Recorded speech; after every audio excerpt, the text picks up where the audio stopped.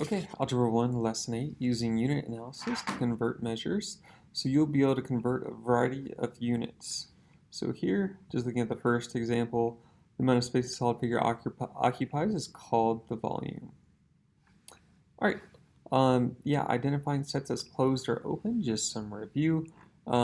We see the first statement is asking, whenever you add any two integers, will you always get another integer? In fact, that is true. The second question is asking, whenever you add any two real numbers, will you always get another real number?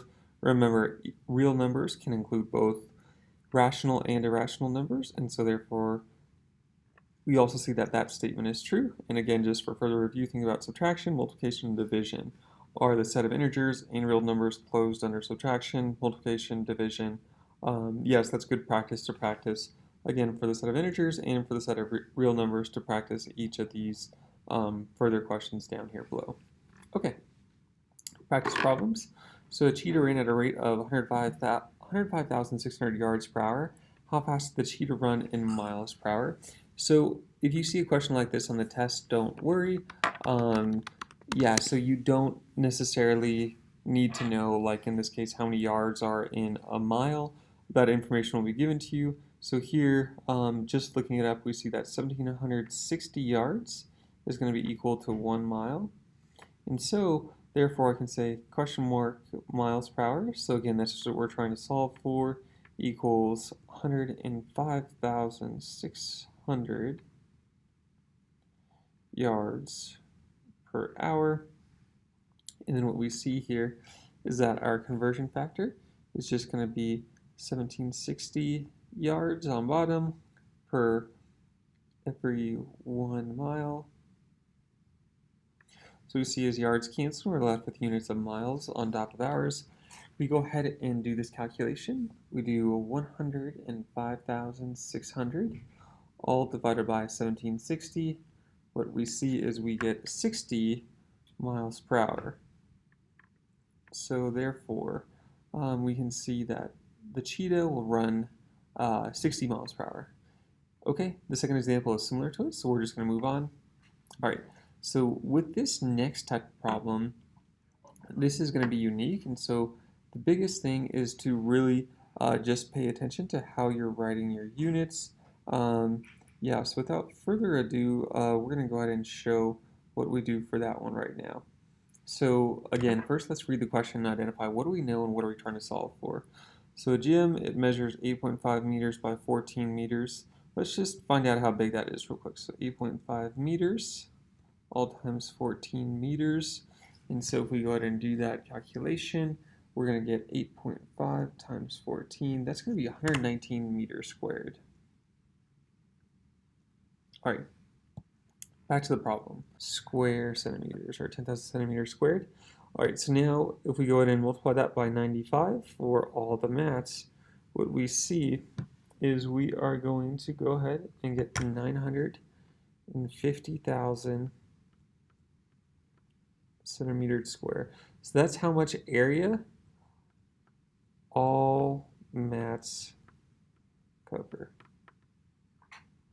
All right, so now what I'm going to want to do is I'm going to want to go ahead and convert this 119 meters squared. I want to convert that to centimeters squared and just see what is going to have more. So here I'm going to say question mark centimeters squared equals 119. And instead of writing meters squared, I'm going to write meters squared. I'm going to write meters times meters, because then that reminds me I need to do 2 unit rate conversions. So if I have 1 meter, that's going to be 100 centimeters. And then again, if I have 1 meter, that's going to be 100 centimeters.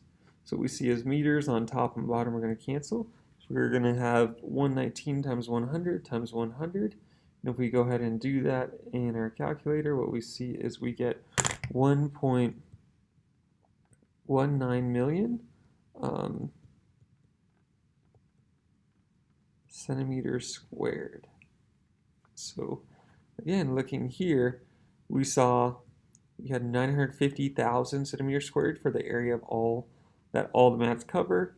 We're looking at this example, we see we have 1,190,000 centimeters square of the gym area.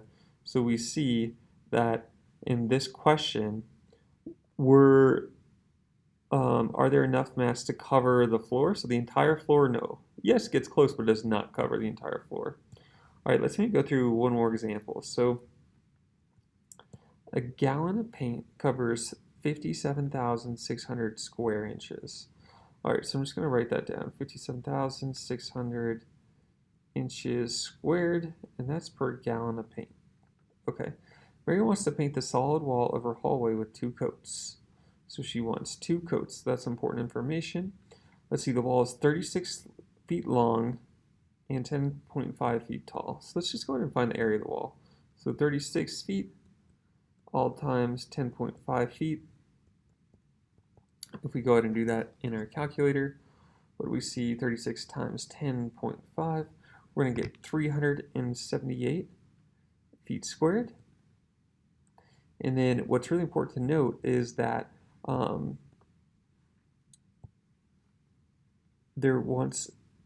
Mary wants 2 coats. So basically she's painting the area of this wall twice. I'm going to go and multiply that by 2. So if we multiply 378 by 2, we'll see we'll get 756 feet squared.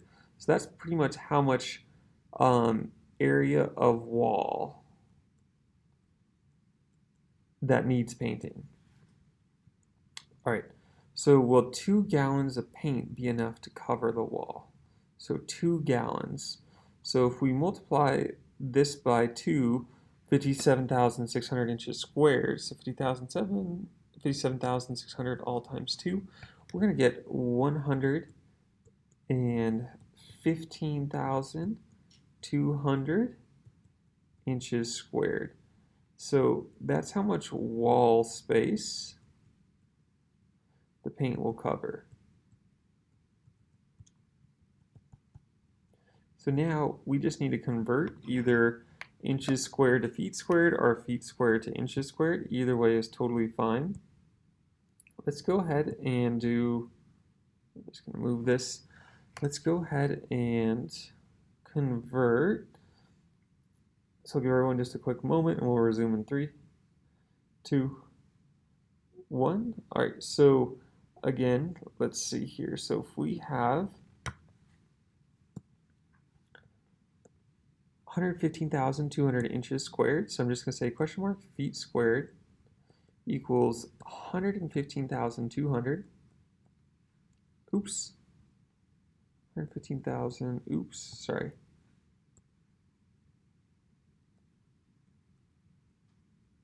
And I'm just going to write this as inches times inches.